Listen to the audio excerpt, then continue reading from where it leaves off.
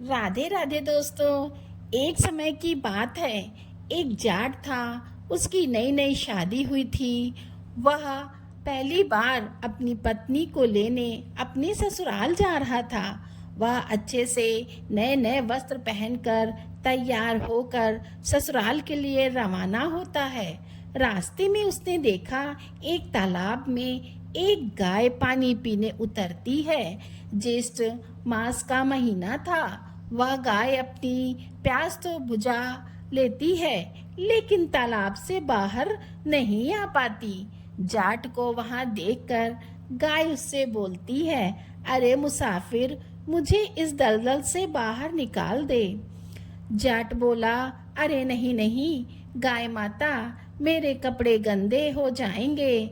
मैं पहली बार अपनी पत्नी को लेने ससुराल जा रहा हूँ। गाय बोली, अरे मूर्ख, आज तो निर्जला 11 है, तुझे पुण्य फल मिलेगा। मैं तुझे वरदान दूंगी, तेरी 7 पीढ़ियां तर जाएंगी। लेकिन जाट नहीं माना। नाराज होकर गाय बोली, अगर तू मुझे नहीं निकालेगा तो मैं तुम्हें श्राप दे दूंगी। तो अब से 8 प्रहर बाद गधा बन जाएगा। वह जाट तो डर गया और अब गाय से माफी मांगने लगा। लेकिन तब तक गाय तालाब में पूरी तरह डूब गई थी।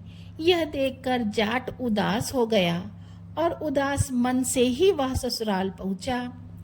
जमाई राजा को देखकर ससुराल में सभी बहुत खुश हुए, लेकिन जाते ही उसने जिद पकड़ ली कि मेरी पत्नी को विदा कर दो, हमें जाना है, हमें अभी जाना है। सभी ने मिन्नतें करी, जमाई जी एक दिन तो रुक जाइए, लेकिन वह नहीं माना। तब उसकी पत्नी बोली, सब इतना कह रहे हैं तो आप रुक क्यों नहीं जाते हैं। तब जाट ने उसे श्राप की सारी बात बता दी। तब उसकी पत्नी तुरंत उसके साथ वापस घर की ओर चल दी। 8 प्रहर के बाद जाट तो गधा बन जाता है। उसकी पत्नी उसे घर में लेकर बैठी रहती। इस तरह कई दिन बीत गए। जब घर में अन्न धन कुछ भी नहीं बचा तो वह अपनी पत्नी से बोला, मुझे लेकर मजदूरी करने चलो। तब वह दोनों नगर के राजा के यहाँ मजदूरी करने पहुंच जाते हैं। राजा के कुएं की खुदाई का काम चल रहा था। उसकी पत्नी अपने सर पर मिट्टी रख मिट्टी फेंकने जाती। सभी मजदूर उसे, अरे बहन, जब तेरे पास गधा है तो इस पर बोझ रख कर क्यों नहीं उठाती हो। वह जो उठाती हो, पर वह कुछ नहीं बोली। दूर से राजा भी यह सब देख रहा था। एक दिन राजा ने उससे पूछा, तुम्हारे पास तो गधा है, तो तुम क्यों उठाती हो अपने सर पर बोझ। वह बोली, महाराज, यह गधा नहीं है, यह मेरे पति हैं, इन्हें गाय का श्राप लगा है। उसने राजा को सारी बात बता दी। राजा ने पंडित को बुलवाकर इसका हल पूछा। तब वह बोला, राजा जी, इसका एक ही हल है कि जिस व्यक्ति ने अपने जीवन काल में 101 एकादशी करी हो और उसका फल वह इस गधे को दे दे तो यह मानव बन सकता है। राजा ने पूरी नगरी में ऐलान करवा दिया कि जिसने भी 101 एकादशी करी है, जिसने भी 101 ग्यारस करी है, अगर वह अपनी ग्यारस का फल देता है तो राजा उसे अपना आधा राज्य दे देंगे। लेकिन पूरी नगरी में कोई भी ऐसा नहीं था जिसने 101 ग्यारस करी हो।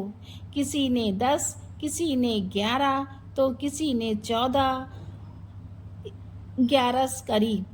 तब एक बूढ़ी आई और बोली, राजा जी, मैंने पूरी 101 ग्यारस करी है। राजा बोला, तुम अपनी 11 इस गधे को दे दो तो मैं तुम्हें मुंह मांगा वरदान दूंगा।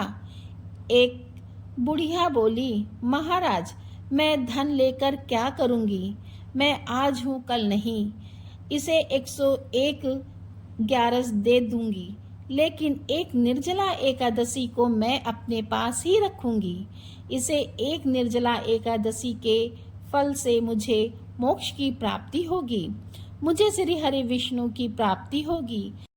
ऐसा कहकर उस बुढ़िया ने अपनी 100 ग्यारस का फल उस गधे को दे दिया और वह वापस इंसान बन गया। लेकिन एक ग्यारस की कमी से उसका पूरा शरीर इंसान का हो गया, लेकिन गधे की पूंछ उसके शरीर में से नहीं हटी।